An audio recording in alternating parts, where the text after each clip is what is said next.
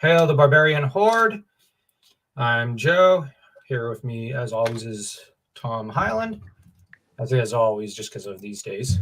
And I'm out of breath because I just got done running up and down the stairs. So I got my daily cardio. Sort of. How's the weather where you're at right now? Well, it was nice. We got a bit of snow, but now it's all gone. So I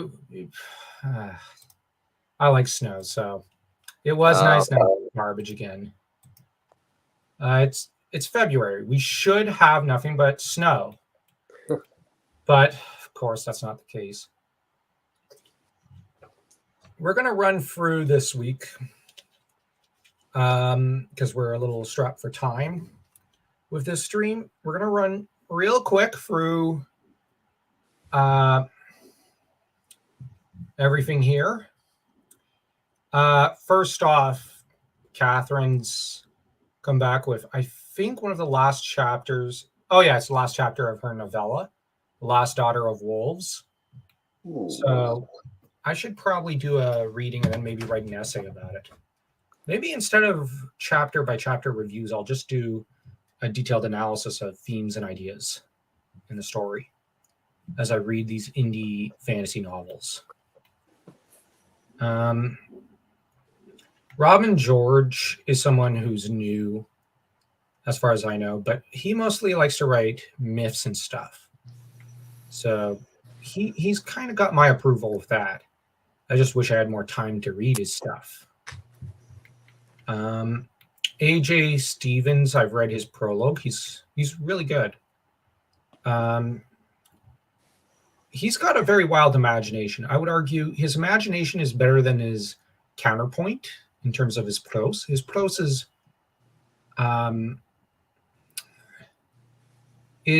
good, could use some work, but like Ken Follett, it's more his imagination that, packs a punch. Hey, glad to see you. Hope all is well. Hello, Stephanie. I'm well. My brother is unscathed, although he just simply, yeah. So a lot of stuff got delayed because we had a bit of a family event over where we are. So, salis que salis. But at least I get to chat real quick with Tom with the chat. So hopefully this will be a chill stream, which does help me relax before I get to my evening reading, which is mostly history stuff and maybe Huma and Redwall. We have Scots and with Daniel O'Donnell, who apparently is a Scotophile like I am and is writing about I think the betrayal of Glencoe, I think it's called. And in it, you've got the Campbell clan that betrays the MacDonalds. Although that said, the MacDonalds had betrayed before this the Stewarts. Now, he takes the view that to an extent, the Stewarts were kind of in the wrong. To an extent, yes, but on the other hand, the main royal line ended up suffering betrayal after betrayal because of the Duke of Albany and him rallying most of the vassals of the crown against the main Stewartian line. That said, the history is a little complicated after the Second and Third Scottish Wars of Independence, and maybe I'll do a history podcast on Scottish history down the road, since that's one of my specialties. Yeah. Okay. Hello. Yeah, Tom's here. Really, at this point, I don't know if we could do these chill streams without you. But yeah, what are your thoughts on a Scottish history podcast or stream? My thoughts? Yeah. You know what? That'd be interesting because, you know what? Especially here in the states in particular, there is a big there's a love for Anglophile Scotland, Ireland. Mhm. Also, there's a lot of love for Franco. There's a lot of Francophilia here. Yeah, I saw it when I was in Arizona, and well, there's you and there's others who've been constantly pouring nothing but love and affection for me and for a lot of French culture, which um, I didn't know the U.S. actually liked France or French culture until 2 years ago. Well, actually, last year actually, and so that's been great to find out. But yeah, the Scots have an interesting history. It really heats up around the time of the ninth century, which is when the country starts to amalgamate and come together. Fun fact: Scotland is actually older than England. And Really, yeah, yeah, it's older than it by about 14 years, I believe. Uh, 14. yeah, Oh, because well, it's technically founded as Alba. Now, there's an unofficial founding in around 858, I believe, with the rise of Kennedy MacAlpin. But the real founder is, in a way, Constantine MacAlpin, who ends up, well, the first reference to Alba is in the year 900. And Angleland, or England, comes together in 914, I think, under Aethelstan of the Wessexian royal line. And in modern terms, Aethelstan was a military genius, a powerhouse, and an incel, all rolled into one. He's a pretty funny figure, but also a bit of a scary one because utterly domineering. But yeah, he's a fascinating figure. Yeah, I'll definitely have to do a series of podcasts on this stuff and get back to reading some Scottish history. Anyways, we got a history essay about the Gordian Knot by Andrew Smith. It's interesting how many people are starting to write a lot of history essays and fiction stories for Sword and Saturday and Warrior Wednesday. But I guess fantasy and history are pretty interlinked. oh yeah. 'Cause, Yeah, yeah, well, Robert E. Howard kind of described fantasy as like as like the easiest way to writing historical fiction without doing the history lesson, history yeah, research, the research. yeah. That's probably the truth to an extent. Although the history research does help out a lot. Oh yeah, Stephanie Frederick is a polymath, part English, Irish, Scots, and French. Wow. Um, wow, that's quite the heritage. yeah. That's a good heritage. Yeah, that's a lot. Um, and well, uh, it's a bit of a contrast as you have three Celtic uh, kind of um, sets of ancestors there, the French, the Irish, and the Scots, and you have the more Germanic Anglo-Saxon English in you there, Stephanie. So typical Maine. Fair enough. Although I wonder if that means you're at war with yourself, considering how often the Celts were at war with the English. When I say the Celts, I mean the French, the Scots, the Irish, as it seems like England was always in conflict with her Celtic neighbors. Um, It didn't really change until after the Napoleonic Wars. yeah, yeah. Um, that's a good point. Um, Because the England saw that that the U.S. that America could become a big political rival, and it's probably good to make allies with our neighbors, or otherwise the Americans are going to make friends, allies with them, and turn on them. maybe, yeah, that would make sense. Not to mention, America was a major power, and British foreign policy was simply involved cozying up to France, combining their empires into the Franco-British Empire, and then neutering America by just making peace deals with America. With America, in turn, basically saying, okay, but you can't colonize North or South America after this. And so Britain said sure and colonized the rest of the world alongside France. And America had a more isolationist policy for a long time. And, well, basically they got along. America was kind of a neutral to almost kind of a friendly member of the British Empire without being part of the British Empire, as America had her own and whatnot. Yeah, so like it's pretty complicated, and but it's interesting that Britain, Britain made friends of her enemies around after the Napoleonic Wars, avec France with America. And after that, Britain had or at least England had the best period of her entire history. So that's pretty. Yeah, that was like the golden age for them. Yep, and for the French as well, except for the brief hiccup that was the Franco-Prussian War, which is the war that basically set Europe on the path towards World War One.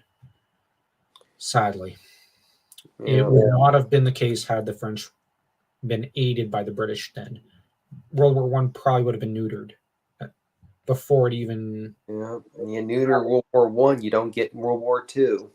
Yeah, but that's what you get when you listen to that idiot Queen Victoria and others like her who were more in favor of Prussia. I'm not anti-German, don't get me wrong. It's just I think Britain should have. Wasn't her husband German or something? Oh yeah, and she was German, so they had more pro-German leanings, and they didn't think Britain should take the side of France in the Franco-Prussian War. So Britain, who was supposed to be France's main bestie and partner in empire, decided to not participate in this war, when participation would have meant, or even mediation would have meant, stopping Bismarck from creating the German Empire and thus creating a rival for the British Empire. And Britain failed.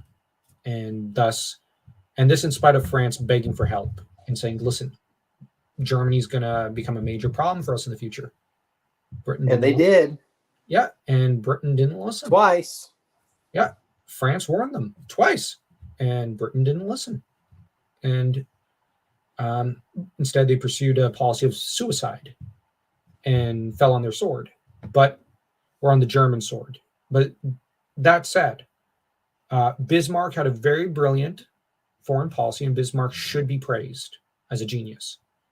And like the British did apologize and did say, well, whoops, that was a mistake. So like it's just history. Like people made mistakes. It had catastrophic results. But it also, like, some things did have positive results. But I think that it would have been better had France, Germany, and Britain at the time made peace. The trouble is, France ended up burning with. France was very insulted by her defeat, her humiliations at the hands of Germany. Germany wanted to be the dominant force in Europe, and Britain wanted to be the dominant force. And America just wanted to stay out of it at the time. Yeah. You put two bullies on the same block, sooner or later they're going to fight. Yeah, and they did. And poor France was caught in the middle. Yeah. But what's funny is that France technically won both world wars, despite being wrong and being attacked by both. In the First World War, she was attacked only by Germany. But in the Second World War, she was attacked by Britain and Germany and still somehow won. So that's pretty cool. Although that said, I know there's other extraneous factors in World War II. So this is not a World War II history lecture, and my knowledge is not as great as others. So, don't use me as a source here. But we've got a bit of short fiction by C.J. Heath, who's a fellow medievalist literature enthusiast. He's quite smart. I like him. We have Hildebrandt. I'm not even going to try to pronounce the given name again because I always screw it up. He's doing like MMA fighting or like wrestling, boxing stories of except with fantasy races and whatnot, which I think is just the most utterly hilarious and brilliant thing. This is some of the most creative stuff. I would love to see this guy do a fantasy version of like the Rocky movies, except with orcs or something. Like, Oh, that'd be that I'd watch that. yeah, me too. Me too. Like, then you've got Joshua here. He's a pretty interesting guy. I don't know what his story's about, so I can't really comment on him. Like I can see the first paragraph. It's pretty good, but I didn't bother checking because I've not had the time today. These days I'm running around like a chicken with its head chopped off. And well, Tom knows that I was supposed to like I wanted to check in on a few things with you, and we only ended up like just before we entered the stream. Like, yeah. So anyways, we have Harold Ember who has his Into the Mines story, which I believe this is one of the last chapters. And I'm hoping to do a full read through of his entire story soon. Hopefully, I'll have time this week, but heaven only knows. Black Knight he's a Sword and Planet guy. Like, he told me he's writing mostly Barsoom style stuff. So yeah, and I really like the Barsoom movie, but I'm not a fan of the books. I just find the writing, the prose, not to my taste. But I know that I've got a lot of fans who like Edgar Rice Burroughs, so I'm not going to attack him. And I think the actual story of Barsoom is pretty interesting. I mean, I'm a big fan of the Barsoom storyline for Edgar Rice Burroughs. So, okay, I actually wrote an essay earlier this week about Princess of Mars. oh yeah, Yeah, I decided to analyze the movie from 2012, mostly a Valentine's Day style special analyzing John Carter and Deja Torres's relationship in the movie, and how both of them are kind of guilty of moral cowardice, and they're very weak individuals at the start, but it's only when they're basically paired together that they become stronger individuals, and that this is an interesting element of the story where whenever they're together, they end up behaving very valiantly and truthfully for the most part. And they bring out the best in each other. Yeah. And when they're apart, they're not as good. So that's a very fascinating element to the story, I thought. I really like that in the movie. I thought the movie was honestly. I love that movie. I think it's the best sci-fi movie since the Star Wars, the 6 Star Wars movies. Yeah, it's the original. Yeah, well, I mean, all 6. All 6. This is not counting that sequel trilogy, which we won't go into. No. And the thing is, I think the Barsoom movie can stand toe to toe with some of the Star Wars movies. I have a very high opinion. I love that movie. I hate sci-fi as a genre. I hope people don't take that too well. It's just not my thing. I'm a sci-fi guy. I like the military sci-fi, like Starship Troopers. Have you ever read? You should read at least read Heinlein Starship Troopers, which the book. Forget the movie. Read the book. Okay, I've never heard of the book, so I'll check it out. People are flooding my comment sections on Substack and on Twitter sometimes recommending sci-fi stories, which I'll have to get back into them. As a kid, I loved sci-fi, but I'll have to get back into reading it if that's what people want from me. Because I mean, like some of these stories have stuck with people for a reason. So if so many people love it, there must be something to them. And I mean, I Yeah. love Beast Wars and Reboot. I remember loving StarCraft, and so like I do love some sci-fi. Um, and heck, I love the Star Wars movies, and I'm going to keep calling it the Princess of Mars because John Carter is not an appropriate title for the movie because No. like John Carter, like he can carry a movie, but I just mean the story is the Princess of Mars. And but what I also love about the movie is that you have two leads, Deja Thoris and John. I love that it has double leads. That's something sci-fi usually traditionally did really well. Yeah. And it's something that fantasy under Tolkien did really well. Tolkien often did the double protagonist thing.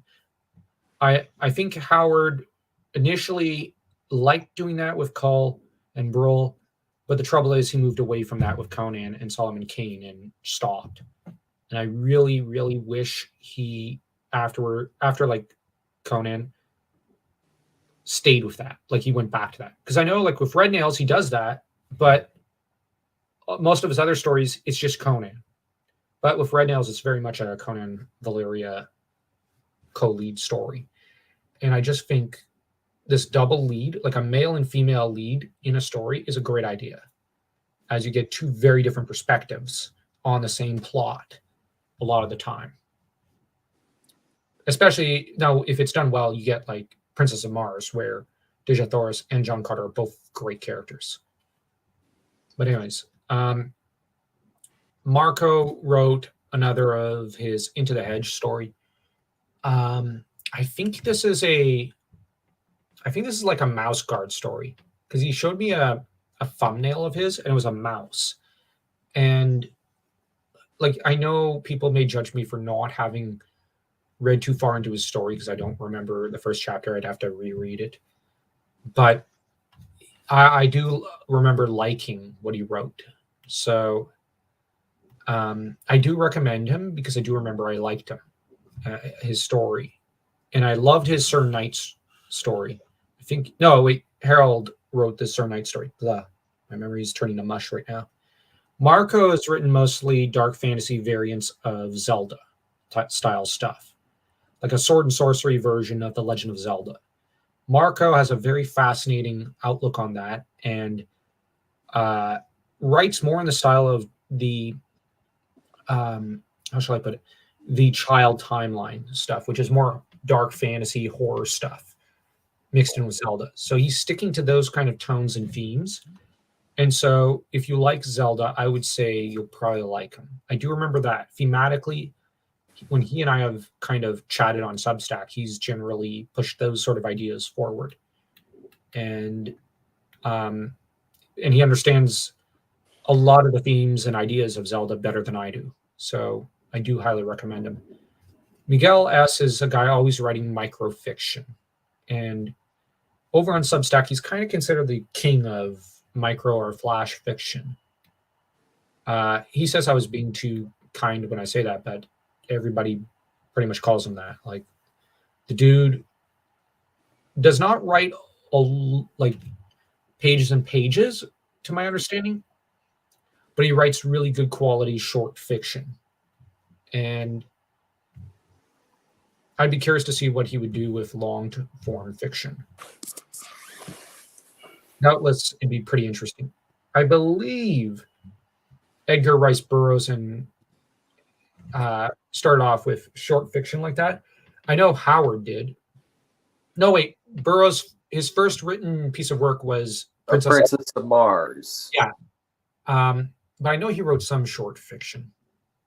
He wasn't as big on short fiction like Howard was. He, well, when he wrote, well, the thing is, when he wrote A Princess of Mars, he was struggling. He did it just as a cash grab to make money, and it just took off on him, and that launched his writing career.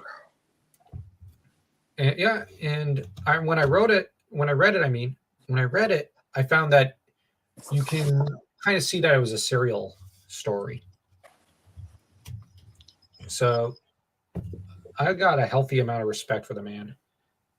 Howard, though, was someone who was king of short form fiction before he moved Oh into yeah. long form. Howard's only novel is one of the best written out there. So, yeah. And now we have Swift Shadow Murders, which is chapter 2 of that novel. It's mine. Oaths and Humiliations, which sees one of the male leads humiliated a little as his would-be host is a bit of a douche to him. And he ultimately stomps off and there then kind of embarrasses a little kid who, like, and we've got the setting, the setup for the mystery, the detective part, I should say. So this will not be a long novel. The Swift Shadow Murders is going to be more a novella. It's not going to be a long story. So if you're interested in it, just know it'll be like 6 chapters.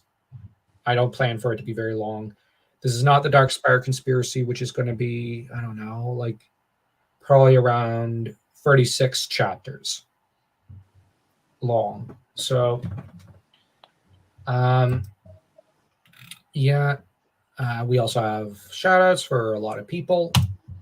And I'll just do this. Let me see if I can't zoom in. Yep, I can. I have the power. But ironically, I wanted to chat more Howard, but now that I'm on Princess of Mars, I have to admit, I saw that movie just before I did my essay, and I was just really, really, I'm still a little excited about it. And I really, really do want to do down the road a stream or podcast with you in full screen and like just analyze that movie because he's a big fan. Yeah. But he wants us to do The Mummy 2 first. Mummy 2. Oh yeah, I've seen all 3 of the Mummy movies. I love those movies. Yeah, okay. I mean, the 3rd one would have been better off if it had Rachel Weisz return, but I don't know why she didn't return. I think she didn't like the script. And yeah, Brendan Fraser, I don't think he liked it much either. So yeah, but they're paying him. Yeah, it wasn't a very good script. I didn't like number 3. It's the weakest of the 3, but it's entertaining in some ways if you look at it. I guess. I don't know. But that said, I'm a big sucker for the first 2. I thought the first 2 were just perfect horror, adventure, and action. But first one's the best one. I don't know. Sometimes I like the first one best. Other times I like the second one best. Yeah. They're almost impossible for me to separate in my mind from it would have been nice though. Sommers came back to direct a 3rd Mummy movie to make it like a true trilogy. Yeah, Sommers. There's a lot of franchises I would love to see him get his fingers on, because I saw his Deep Rising that you recommended, and wow, what a great film! Yeah, what a gory film. Yeah, but what a film, just because of the octopus or kraken or whatever. And the ending, that was supposed to be a precursor to a King Kong movie that he was proposing. Yep, you told me that I wish we could have seen that with him. I don't like King Kong. I don't understand. You don't like King Kong? I don't understand kaiju stuff, like, giant animals and monsters. I don't understand that unless it's dragons. I like dragons, but I don't understand King Kong. I don't get it. And did you like that Matthew McConaughey dragon movie, Ring of Fire? I don't know if what? The one where it was done early 2000, which says that in 2020, whatever, dragons show up and they bring the world into a dark age. Let me see that. It's like a post-apocalypse, like think Mad Max meets dragons. Okay, I'm trying to find it. This would be a movie from what year? Probably around, I don't know, maybe the 2000s. Oh, Stars Matthew Bale? McConaughey and Christian Bale. Oh yeah, I've seen this one. I don't remember much of it. I remember I liked it. I don't remember this. I should watch it. Uh, honestly, don't remember it. But like I said, there's a bunch of Christian Bale movies from that era that I watched. I don't remember. I just remember I liked almost all of them from 2000 to or 1995 up to like 2013. Like I just remember liking all of his movies, and I don't remember half of them. Weirdly enough, I know, but um, but as for Mummy 2, I don't know when full screen would be available for that. But just to warn any people here, we would not be streaming it onto any of my platforms. That and Princess of Mars would be streamed purely on full screens. And the reason I have agreed to that is that to build up his platforms and also Storyfire. No, it would be on full screens Rumble, Twitch, and I'm hoping to talk to him about downloading the streams and posting them on his Substack for spare content over there. And it would basically, but it's also because honestly, uh, like his platforms are across different subjects, genres, and whatnot. Yeah. Like he does a lot of video game stuff. He does a lot of lit. He does a lot of old movies, all of that. Whereas, for example, a Princess of Mars review, if put on my Sci-Fi Corner channel, it's not gonna like my Sci-Fi Corner is so small, and I barely even remember I have it sometimes. And there's Storyfire, which maybe I'll download this stream with his permission and post it on Storyfire. But with regards to the Mummy, that would probably end up going on my Nightmare reviews. But I kind of want to, how shall I put it? I well, I just think I don't know if he has a larger horror fan base than I do, and I think either way, it could be good to still kind of combine, uh, fandoms and whatnot.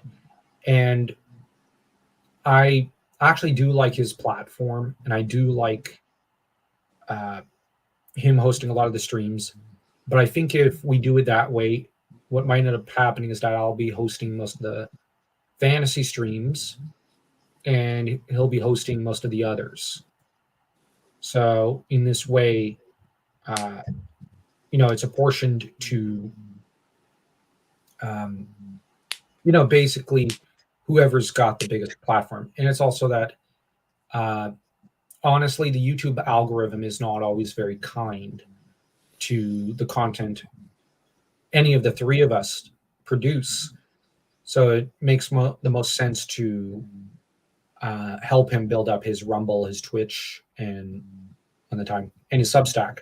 And when the time comes, also his Storyfire account. It's purely logical that since those algorithms are nicer to him, we go on his platform, so to speak, and help, and basically, and we'll probably get more viewers that way. No offense to any viewers here, it's just full screen sometimes doesn't get many views. Other times on Rumble and Twitch, he gets a ton. His Twitch is really taking off, to my understanding. And Storyfire is a platform where I'm having a bit more luck to an extent. And I'll just quickly say hello to No PhD Coyote. Hello, Wiley. Hail and well met. Um, but yeah, so, and I mean, no offense, but it's nice not having to try to pigeonhole like, oh, well, um, like Storyfire, you don't have to worry about which kind of genre you're in. But on YouTube, you got to stick to one subject. Like you got to be a Tolkien channel. You got to be a horror channel. You got to be, or you got to be like the larger channels can diversify. Like you look at Eric July or Razor Fist, they can do broad stuff, but smaller channels can't. So Yeah. in that regard, whereas Rumble and Twitch, you can even small channels can succeed a little more and grow a little faster and a little better by being on a broad range of topics. Now I know there's probably people who can do the broad range of stuff and do quite well. I've seen some of them, but that's not been my experience. So my experience has been that for my channels, I have to stick to only one topic. That being said, my Nightmare Reviews channel has done pretty well considering I tackle numerous different topics. I don't just stick to one horror movie or franchise or something. I tackle a lot of different horror reviews. Well, you've seen Nightmare Reviews, Tom. So it's one of those things where, yeah. So basically, we're more likely to get a larger audience out with full screen, as YouTube's. I'm just taking a look at my Nightmare Reviews channel. Huh. Yeah, my views have sunk. So, yeah, all the more reason to go to full screen. He's more likely to get more views. But that being said, as to, I will ask, Tom, which one? Now, I'm not trying to do a deliberate versus thing, but which one do you prefer, Howard or Edgar Rice Burroughs? Well, that's a tough one for me because as far as they're two different. It's like comparing an apple to an orange for me. Okay. But they're, I mean, Robert E. Howard, his last book, which was finished by somebody else, I forget what it is, was kind of like a take, was like his version on a Princess of Mars called Almeric, I think it's called. Never heard of it. Let me check it out. Almeric Howard. Let me Google that. Oh, I misspelled it. Okay. Oh, so he wrote a science fiction novel. I had no idea. But he ended his life before he didn't. Someone else finished it for him. Okay. So he's transported through space to a world known as Almeric by unspecified scientific methods. There he finds a life to which he is more fitted. And okay, so Howard was trying to write his own kind of Barsoom. Trying to cash in on it. Which, like, at the time, Lee Brackett, who would go on to write the first draft of the Empire Strikes Back script, did her own. Well, she was a pulp writer, and she was a screenwriter for Howard Hawks. She, let's see, hope your bro is doing okay. Lord O'Fleck just said a thing. Yeah, my brother's fine. It's just sent everything in a tailspin and quite a few delays, and everybody's been running around like chickens with their heads chopped off for half a week. But everything's fine. You can make an argument that Tower of the Elephant is a proto sci-fi story. Could, because the character is from another world, and he's an ancient race. Yeah, I love that story. It's the first story I ever heard. The first time I ever heard the story was with Middle Earth Storytime, and he was reading it. And I remember how powerful the prose was. It stuck with me, so I then decided to read it on my own, and from there I fell in love with Howard. But yeah, you were saying, Tom? What was I saying? Oh, right. Burroughs or Howard? Oh, well, wait a minute. I was saying that Burroughs, Howard tried for a time, going back to our topic, tried to, before he died, was trying to write in the popular genres of Edgar Rice Burroughs, which at the time was the John Carter books and the Carson of Venus books he did also, but he I never read I didn't get to read Howard's take on Burroughs, but I've heard it was good, but I've heard the ending it's obvious it wasn't written by Burroughs, the ending. I didn't know that. I know precious little about Barsoom and Burroughs, as I've done very little studying of him. Like I said, I tried reading his first novel. I found it difficult to get into. Did you read Tarzan? Did you read any of the Tarzan books? No, I have not, and I probably should. Well, just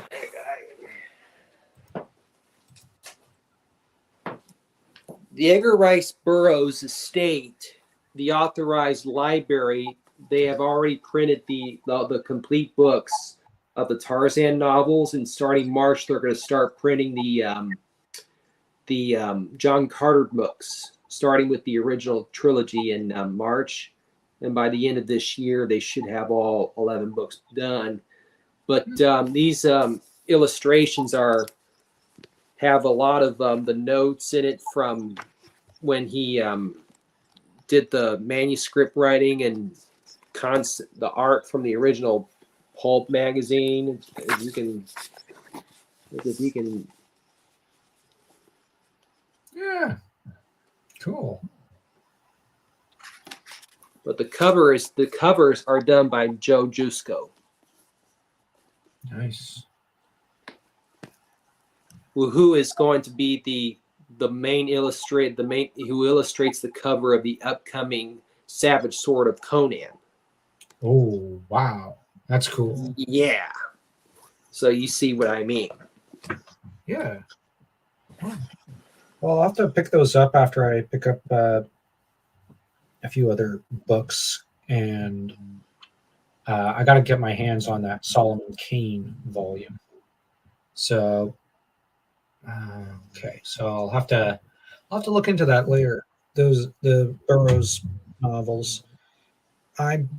Like I said, I know precious little about his work. I only know the movie, so I'm sure there's some nerd on the internet who's going to hold me in contempt for that. But I'll try to get into him again, and because the movie's freaking good. And oh yeah, in terms of the budget and the attention to detail and whatnot that was done for Barsoom, the movie, I mean, that's the sort of work I would like to see put into a Conan movie. And the thing is, not made for that much money, otherwise it would bomb, because all these big blockbusters are flopping right now because no one's got the money to go see them. Very true. I think it would have to be lower budget than a lot of the big budget. If they get like an Altair in the vein of what John Milius or even Dave Edgars to do a Conan thing, because I know Ryan Condal, who does the House of the Dragon show, was originally commissioned to do a Conan show with Amazon, but when that SJW warrior lady took over and booted them out, the Conan thing with Amazon fell through, and he went on to do House of the Dragon with George R.R. Martin, which honestly I've only seen the first 3 episodes of House of the Dragon, but I like it better than the Game of Thrones TV show. Well, because to be honest, when I was done watching the Game of Thrones show, I couldn't binge watch it again because the sexual content in that thing, it's just a little too overwhelming for me. It's just not my. I mean, this thing where one positive I will say is that the coming generations that are coming of age now, they're not really into the overly done gratuitous sexual content that we see in the past movies of recent years, which I just think that what's the point of that to the story? To me, you know what I mean? Yeah. I hope we go. One thing I do appreciate about the next generation is, and more I'm seeing this not just with that generation, but with people all across the board, is people I think are wanting more classic stories. And people are saying, oh, okay, you could stick a bunch of sex scenes in there. Okay, sure. Or you can advance the character relationships and the plot, which one argument I've seen is for every sex scene they could have, well, to use the Barsoom movie as an example, they could have had a bunch of gratuitous sex scenes, but instead they chose to spend that time and energy on developing the relationship between Deja Thoris and John Carter. Because they could put that in the movie because it's a Disney movie.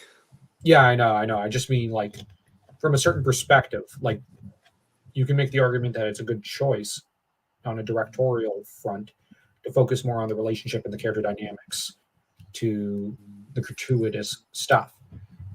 We will see what the new Red Sonja looks like. As a budget around 30 million, you could go a reasonable Red Nails for the same amount, I'm sure. Oh, yeah. Yeah. Red Nails is a story that could remain very low budget. And go ahead. I mean, I will see the Red Sonja movie when it comes out. I mean, I'm hearing that it's a lot more. It was being done by the director of the Solomon Kane movie, and that filmmaker is a big fan of Howard, compared to the previous person that was supposed to tell me, who was just it was just a social justice warrior. Yeah, I heard some nasty stuff about the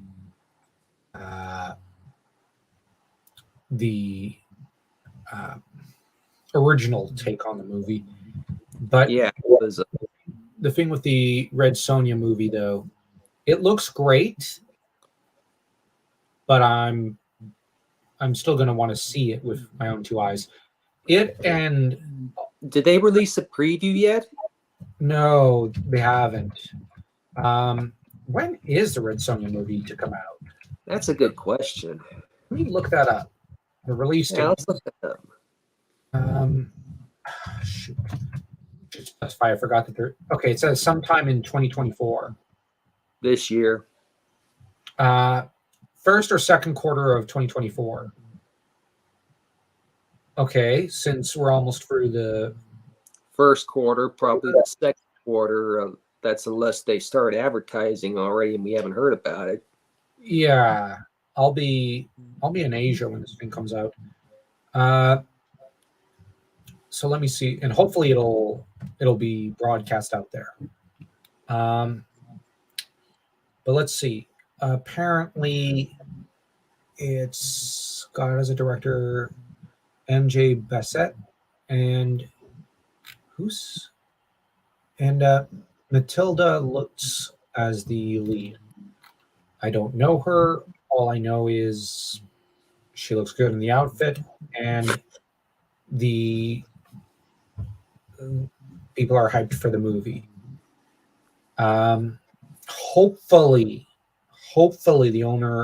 the Dynamite Comics will be willing to coordinate with Heroic Signatures in order to produce a Hyborian Age series of films. Although I would hope that this might seem weird, but it might be nice if they invent a new character too for the Hyborian Age or Thurian Age. Well, Thurian Age, just stick with call, but for the Hyborian Age, what I mean is Conan's the best part. They do need to produce content on Conan. Red Sonja, okay, sure. Even maybe something with Valyria, okay, so long as it's tied in with Conan, because Valyria and Conan kind of come as a pair to an extent, given Valyria is a love interest. Balette would make her own good content. I don't know. I've never been of the opinion that Baelot should have her own story. I view her very much as part of Conan's story, and I'm not terribly interested in exploring her on her own. I did like the character of Brissa, the character that was in the first arc of Jim Zub's Conan creation, which that was a made-up character that was like she's a descendant of Brule. Yeah, I did like that. I think like what I'd like is to see maybe something with maybe Connacht, grandfather of Conan. Maybe a small series or movie with him as a character. Or I would like to see maybe, I don't know, like maybe something like almost from like the point of view of Aquilonia, or like an Aquilonian legionnaire or something. And where before the rise of Conan. And I'm just curious about the actual world building and about the average person, I guess. Red Sonja is a Euro distro through Will Smith's company, but there is no North America distro yet, which is holding it up. It's in post. Oh. So as soon as it gets a distributor, it'll be fine. There was a preview at SDCC, but it's been kept under wraps. Looking to do a summer release, but it might end up streaming. Oh, let's hope for a summer release. We'll take over if you give them a single inch. Yeah.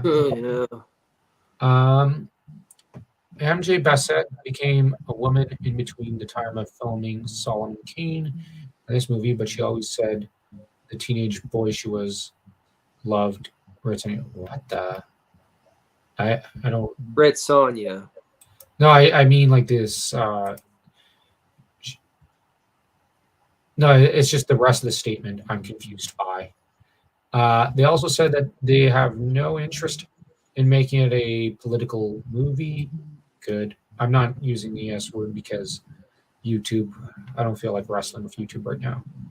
I think we are going to see a 10-pager somewhere. Is Sword?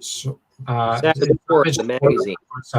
They want original IP. Yeah, that's what I mean. Like, there's a lot of original IP stuff they could do. Like, for example, I do want them to keep going with Conan, keep going with Cull, keep going with classic Hyborian Age, Thurian Age characters. But I guess what I'd like to see is now is kind of the Dragonlance model. Dragonlance did a lot of things right, such as expanding in different directions and having more than just Raceland Magier, let's say, his story. Because Raceland's the most important and interesting character of Dragonlance. Him and Dragonbane from 2,000 years before Raceland, or 1,300 years before. But rather than just having two characters, they expanded in different directions and tried different things and tried different characters. So, like, we might have a Asian fantasy story. We might have a Stygian story. We might have, just I want to see more. Perhaps just an honest show bearing mercenary looking for work. Yeah. Although that's really what Red Sonja and Conan are. I guess what I'd like to see is maybe something like a character who like Pillars of the Earth or something, who stays in one area and you deepen the lore around that area or something, or like you see how one community interacts with the larger community of the country or something. I don't know if that's a weird idea, but as for mercenary, sure. I believe there was a character in a Red Sonja comic from the Queen Sonja run who was a Cimmerian who was pretty interesting. Maybe use him, and you can have him end up in a different corner of the world from Conan and thus explore a different part of the Hyborian Age. I don't know exactly what you were thinking. In the new SS, I want to see some Brandmac Orn and some Dark Ang, amongst others. Yeah. Now, Tom and I both have to leave at this point, as we've got other stuff, and as I'm still pretty bushwhacked from earlier in this week, and so we'll bid everyone a good night. Excuse me. Bless you, and don't forget to smash that like, that subscribe button if you enjoyed our show, and you can feel free to also share it. And I'll have to post up Tom's links and whatnot down below, and to the article we went over earlier. So do take care, everyone, and we'll see you around. Take care, guys. Bye.